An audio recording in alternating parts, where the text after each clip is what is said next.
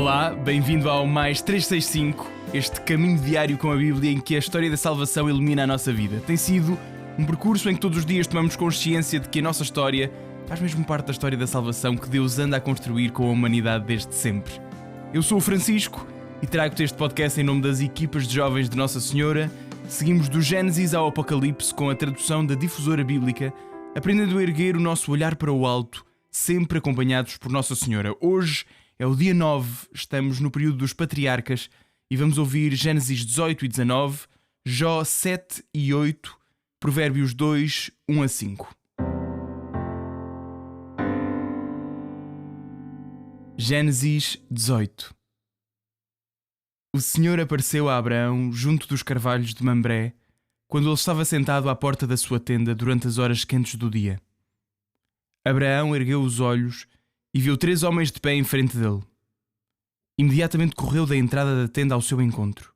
Prostrou-se por terra e disse: Meu Senhor, se mereci o teu favor, peço-te que não passes adiante, sem parar em casa do teu servo.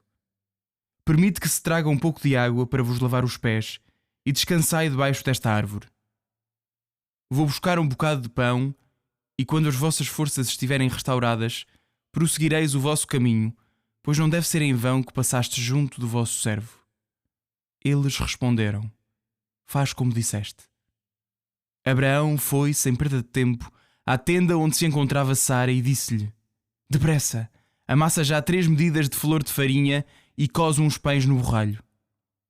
Correu ao rebanho, escolheu um vitelo dos mais tenros e gordos e entregou-o ao servo que imediatamente o preparou. Tomou manteiga, leite e o vitelo já pronto, e colocou-o diante deles. E ficou de pé junto dos estranhos debaixo da árvore, enquanto eles comiam. Então disseram-lhe: Onde está Sara, tua mulher? Ele respondeu: Está aqui, na tenda. Um deles disse: Passarei novamente pela tua casa dentro de 1 ano nesta mesma época, e Sara, tua mulher, terá já um filho. Ora, Sara estava a escutar à entrada da tenda, mesmo por trás dele. Abraão e Sara eram já velhos, de idade avançada, e Sara já não estava em idade de ter filhos. Sara riu-se consigo mesma e pensou: Velha como estou, poderei ainda ter esta alegria, sendo também velho o meu senhor? O Senhor disse a Abraão: Por que está Sara a rir-se e a dizer: Será verdade que eu hei de ter um filho, velha como estou? Haverá alguma coisa que seja impossível para o Senhor? Dentro de 1 ano, nesta mesma época, voltarei à tua casa e Sara terá já um filho. Cheia de medo, Sara negou, dizendo: Não me ri. Mas ele disse-lhe: Não, tu riste-te mesmo. Os homens levantaram-se e partiram em direção de Sodoma, e Abraão acompanhou-os para deles se despedir. O Senhor disse então: Ocultarei a Abraão o que vou fazer? Ele deve tornar-se uma nação grande e poderosa, e eu abençoarei nele todos os povos da terra. Escolhi-o, de facto, para que dê ordens a seus filhos e à sua casa depois dele, no sentido de seguirem os caminhos do Senhor, praticando a justiça e a retidão, a fim de que o Senhor cumpra a favor de Abraão as promessas que lhe fez. O Senhor acrescentou: O clamor de Sodoma e de Gomorra é imenso, e o seu pecado agrava-se extremamente. Vou descer, a fim de ver se na realidade a conduta deles corresponde ao brado que chegou até mim. E se não for assim, sabê-lo-ei. Os homens partiram dali e encaminharam-se para Sodoma. Abraão, porém, continuava ainda na presença do Senhor. Abraão aproximou-se e disse: E será que vais exterminar ao mesmo tempo o justo com o culpado? Talvez haja 50 justos na cidade. Matá-los-ás a todos? Não perdoarás a cidade por causa dos 50 justos que nela podem existir? Longe de ti proceder assim e matar o justo com o culpado, tratando-os da mesma maneira. Longe de ti. O juiz de toda a terra não fará justiça. O Senhor disse: Se encontrar em Sodoma 50 justos, perdoarei a toda a cidade por causa deles. Abraão prosseguiu: Pois que me atrevi a falar ao meu Senhor, eu que sou apenas cinza e pó, continuarei. Se por acaso para 50 justos faltarem 5, destruirás toda a cidade por causa desses 5 homens? O Senhor respondeu: Não a destruirei, se lá encontrar 45 justos. Abraão insistiu ainda e disse: Talvez não se encontrem nela mais de 40.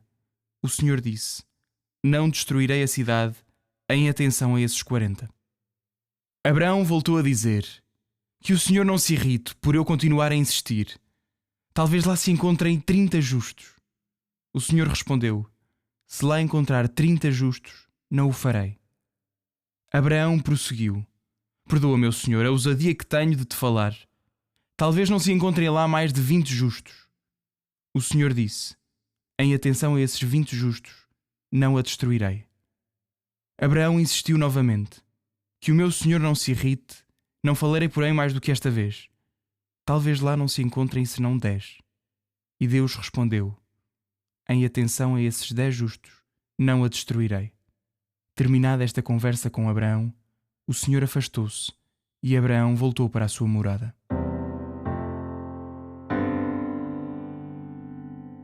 Gênesis 19. Os 2 mensageiros chegaram a Sodoma já tarde, e Lot estava sentado à porta da cidade. Ao vê-los, ergueu-se, foi ao encontro deles e, prostrado com o rosto por terra, disse-lhes: Peço-vos, meus senhores, que venhais para a casa do vosso servo passar a noite e lavar os pés. Levantar-vos-ei de manhã cedo e prosseguireis o vosso caminho. Responderam-lhe: Não, passaremos a noite na praça. Mas Lot tanto insistiu que o acompanharam e entraram em casa com ele. Preparou-lhes de jantar, mandou cozer pães ázimos e eles comeram.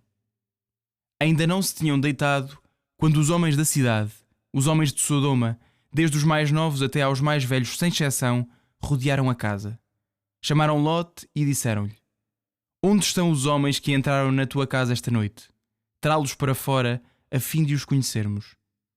Lot veio à entrada da casa e, fechando a porta atrás de si, disse-lhes: Suplico-vos, meus irmãos, não cometais semelhante maldade.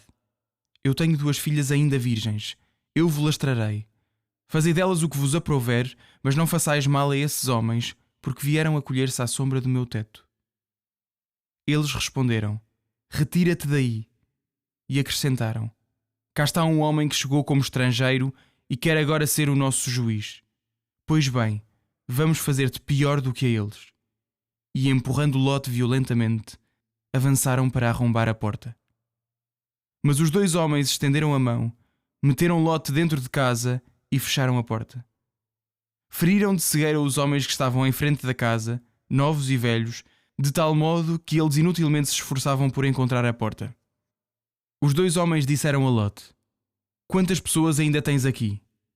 Manda sair desta região os teus genros, os teus filhos, as tuas filhas e todos os parentes que tiveres na cidade. Pois vamos destruir todas estas terras, porque o clamor que se eleva contra os seus habitantes é enorme diante do Senhor, e Ele enviou-nos para os aniquilar. Lot saiu e falou aos genros, os que deveriam casar com as suas filhas, e disse-lhes: Levantai-vos e saí daqui, pois o Senhor vai destruir a cidade. Mas os seus genros pensaram que ele estava a gracejar.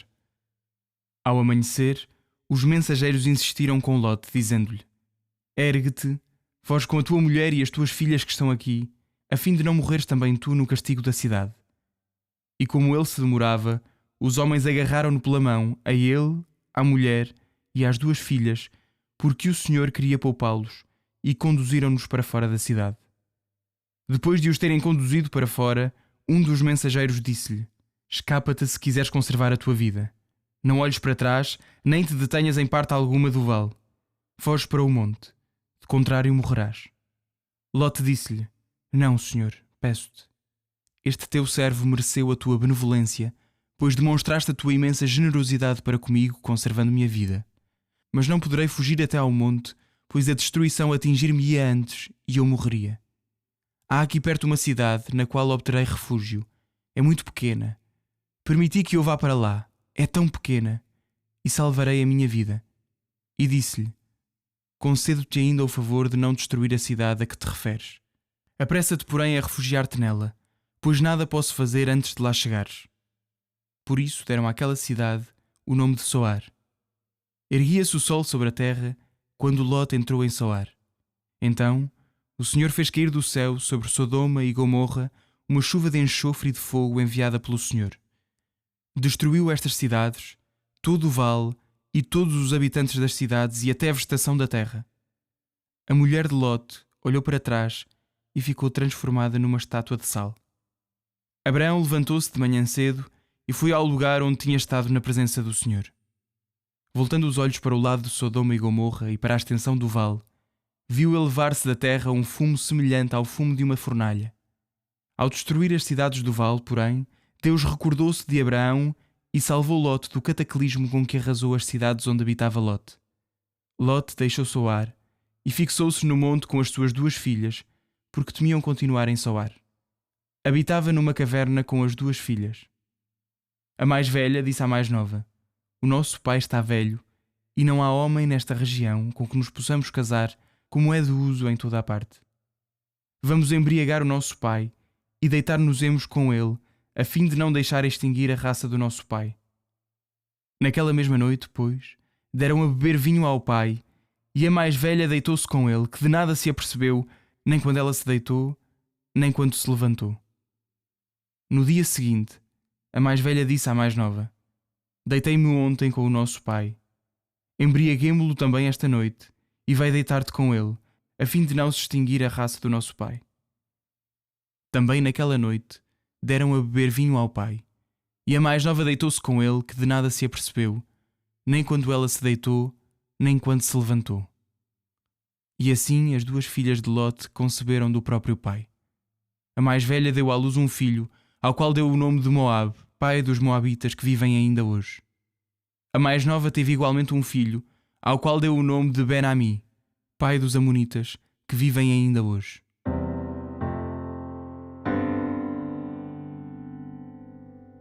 Jó 7. A vida do homem sobre a terra, não é ela uma luta? Não são os dias como os de um assalariado? Como um escravo suspira pela sombra e o jornaleiro espera o seu salário, assim eu tive por quinhão meses de sofrimento e couberam-me em sorte noites cheias de dor. Se me deito, digo: quando chegará o dia? Se me levanto, quando virá a tarde? E encho-me de angústia até chegar a noite. A minha carne cobre-se de podridão e imundície. A minha pele está gretada e supura. Os meus dias passam mais rápido do que a lançadeira e desaparecem sem deixar esperança. Lembra-te de que a minha vida é um sopro e os meus olhos não voltarão a ver a felicidade. Os olhos de quem me via não mais verão. Os teus olhos procurar-me-ão e eu já não existirei. Como a nuvem que passa e desaparece, assim o que desce ao sepulcro não se erguerá. Não voltará outra vez à sua casa, o seu lar não mais o reconhecerá. Por isso, não reprimirei a minha língua, falarei da angústia do meu espírito, queixar-me-ei da amargura da minha alma. Acaso sou eu o mar ou um monstro marinho para que te ponhas de guarda contra mim? Se eu disser: estarei confortado no meu leito e a minha cama aliviará o meu sofrimento, então tu enches-me de sonhos aterradores e de visões horrorosas. Preferia morrer estrangulado antes a morte que os meus tormentos. Sucumbo, não viverei mais. Deixai-me, que os meus dias são apenas um sopro. Que é o homem para lhe dares importância e fixares nele a tua atenção, para que o observes todas as manhãs e o proves a cada instante? Quando afastarás de mim o teu olhar e deixarás que eu engula a minha saliva? Que pecado cometi contra ti, ó juiz dos homens? Porque me tomas por teu alvo, quando nem a mim mesmo me posso suportar. Porque não retiras o meu pecado e não apagas a minha culpa. Eis que vou dormir no pó. Procurar-me-ás e já não existirei.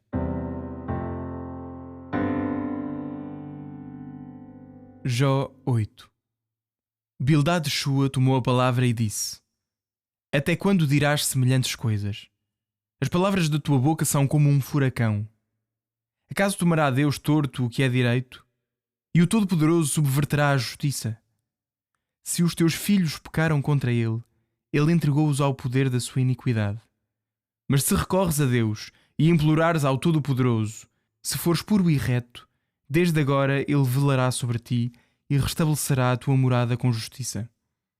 A tua condição anterior parecerá modesta diante da grandeza da tua condição futura. Interroga as gerações passadas e considera a experiência dos antepassados. Pois somos de ontem e nada sabemos. A nossa vida sobre a terra passa como uma sombra. Eles instruir-te-ão e falarão contigo, e tirarão sentenças do seu coração. Acaso pode brotar o papiro fora do pântano e o junco crescer sem água? Ainda verde, sem que a mão o toque, ele seca antes das outras ervas. Esta é a sorte dos que esquecem a Deus. A esperança do ímpio desvanecer-se-á, a sua esperança ser-lhe-á arrancada. A sua segurança é uma teia de aranha. Ele apoia-se numa casa que se desmorona, numa morada que não tem consistência. Parece uma planta viçosa ao sol que estende os seus ramos no jardim. As suas raízes multiplicam-se por entre as pedras e vive no meio de penhascos. Mas se é arrancado do seu lugar, este renegá-lo-á dizendo: Nunca te vi. Esta é a sorte que o espera, e outros rebentos germinarão do solo. Porém, Deus não abandona o homem íntegro, nem dá a mão aos malvados.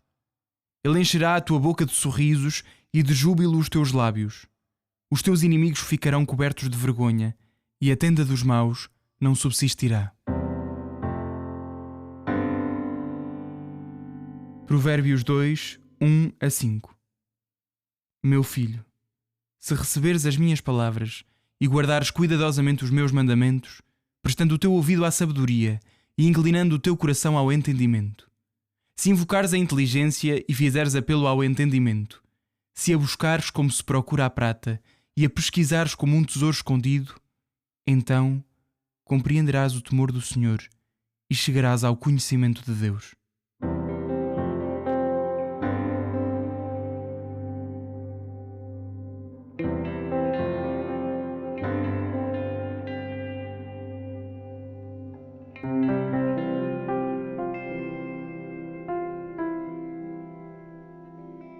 Eu sou o Padre Miguel Vasconcelos, das equipas de jovens de Nossa Senhora. Damos continuidade a este caminho com a Bíblia, que as equipas quiseram propor de forma ousada e arriscada com o podcast Mais 365. Deus da bênção e da promessa, Deus que sais ao nosso encontro, ensina-nos a reconhecer o amor que nos tens e a não passar ao lado das visitas sempre novas que nos fazes. Nos textos que hoje lemos, Abraão e Sara, já com os seus novos nomes, recebem a visita de 3 viajantes misteriosos. São 3 homens, 3 anjos, mas percebemos que é Deus. O texto não é especialmente claro.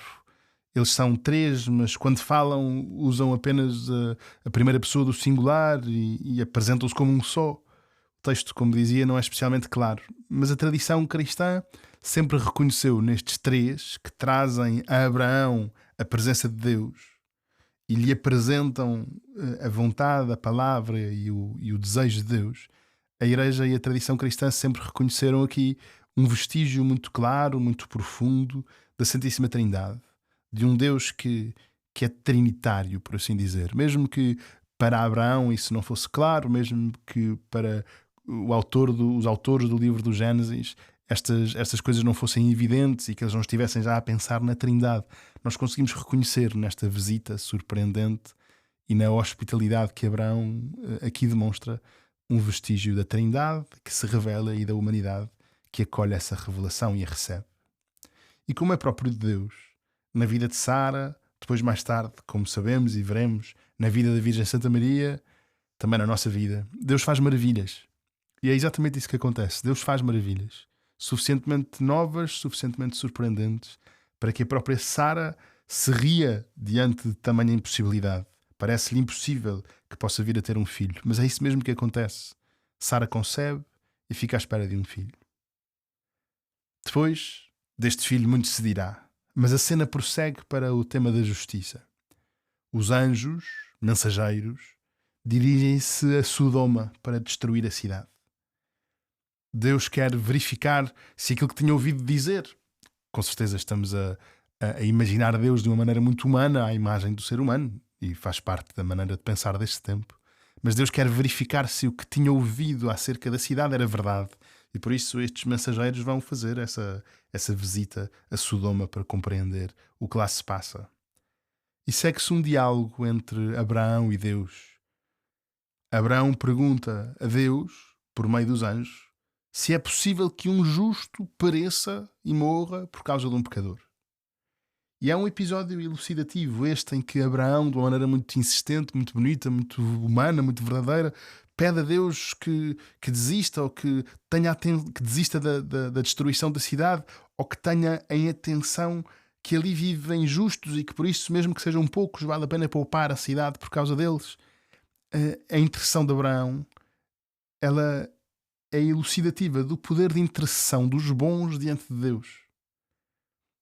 Quando Abraão intercede por esta cidade, que é culpada, e as cenas seguintes vão mostrar como de facto era culpada, a intercessão de Abraão por esta cidade, ela desenvolve um tema que nos é, a nós cristãos, muito caro, que é esta ideia de que o justo salva o pecador. No sacrifício de Jesus na cruz, tudo isto acontece de uma maneira inteira. A justiça de Deus é de facto assim. Há um justo que se oferece. Há um justo por meio do qual Deus salva o pecador. Porque a justiça de Deus é, na verdade, o perdão. Este é um tema muito bonito que aqui já se começa a desenhar com esta intercessão de Abraão pelos justos que pela sua presença na cidade o salvam, e tem a ver, ou evoca-nos, uma oração que lemos na missa. É a oração do domingo 26 do tempo comum, a oração coleta da missa, que diz às tantas que Deus dá a maior prova do seu poder quando perdoa e se compadece. E há alguma coisa desse grande poder de Deus que aqui vemos em cena, no momento em que Deus, por atenção aos justos, decide poupar a cidade. Depois há, neste texto, coisas estranhas, aos nossos olhos até escandalosas e incómodas. Há uma referência às filhas de Lot. É um relato incómodo de um incesto, mas está lá escrito precisamente para ser condenado. Depois, quando o texto mais à frente diz que o resultado daquele gesto é que da descendência das filhas de Lot vêm os Moabitas e os Amonitas, e estes dois povos, os Moabitas e os Amonitas, são dois dos principais inimigos do povo de Israel ao longo da história do Antigo Testamento. Quando nós percebemos, ou quando o texto nos diz isso, que é deste gesto pecaminoso que vêm os Moabitas e os Amonitas, essa é a maneira literária de condenar o escândalo inicial com que esta história começa. Depois, uma vez mais, Jó. Nós vemos que a tortura de Jó continua. Depois de responder ao seu amigo Elifaz, e nessa resposta Jó confessa a incompreensão acerca do que estava a passar com ele, começa a dirigir-se Jó diretamente a Deus, sentindo que está como que a ser atacado por Deus, e pergunta-lhe: porquê? Porquê que isto me está a acontecer? Que pecado é que cometi contra ti? Pergunta Jó a Deus. Porquê é que me tomas por teu alvo? Porquê é que fazes de mim o destinatário da tua maldade? Será que é possível pensar Deus assim? Tudo isto passa pela cabeça de Jó. E é outro amigo que lhe responde, este que se chama Bildad. Ele percebe que Jó está a duvidar da justiça de Deus, mas não consegue não voltar à ideia do karma, propondo que Jó peça perdão pela sua culpa, para alcançar o perdão de Deus e restabelecer a sua vida. E Jó continua sem que os amigos possam acreditar nele. E de alguma maneira este é um outro sofrimento. Não chega a ter perdido tudo, ter perdido os filhos, não chega a estar doente e ferido, não chega a sentir-se abandonado por Deus. Também os próprios amigos parecem não acreditar nele e deixá-lo sozinho. Uma vez mais, não nos vamos apressar para uma resposta ao que está a acontecer com Jó. O próprio livro fará esse caminho e nós vamos acompanhá-lo. Mas podemos ser empáticos com Jó, perceber que às vezes o nosso sofrimento faz-nos duvidar também de Deus. E vemos tanta gente com vidas tão difíceis, algumas próximas de nós. Eventualmente podemos nós próprios estar a passar por momentos assim, a sentir-nos longe de Deus, abandonados por Deus. E para já, antes de, como dizia, nos precipitarmos para uma resposta, o livro de Jó ajuda-nos a perceber que Jó conhece isso por dentro. Jó sabe por dentro o que é experimentar-se abandonado por Deus. E então peçamos a Deus que nos ajude a atravessar essa dificuldade e essa incompreensão, mais uma vez, na certeza de que somos amados, na certeza de que Ele nos é fiel, mesmo que nós não estejamos em condições de compreender como está a ser vivido esse amor, como está a ser demonstrado esse amor e essa fidelidade.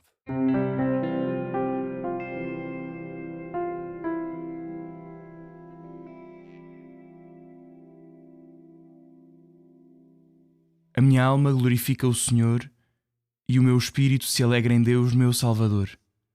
Porque pôs os olhos na humildade da sua serva, de hoje em diante me chamarão bem-aventurada todas as gerações. O Todo-Poderoso fez em mim maravilhas, santo é o seu nome. A sua misericórdia se estende de geração em geração sobre aqueles que o temem. Manifestou o poder do seu braço e dispersou os soberbos. Derrubou os poderosos de seus tronos e exaltou os humildes. Aos famintos encheu de bens e aos ricos despediu de mãos vazias. Acolheu a Israel, seu servo, lembrado da sua misericórdia, como tinha prometido a nossos pais, a Abraão e à sua descendência para sempre. Glória ao Pai, ao Filho e ao Espírito Santo, como era no princípio, agora e sempre. Amém.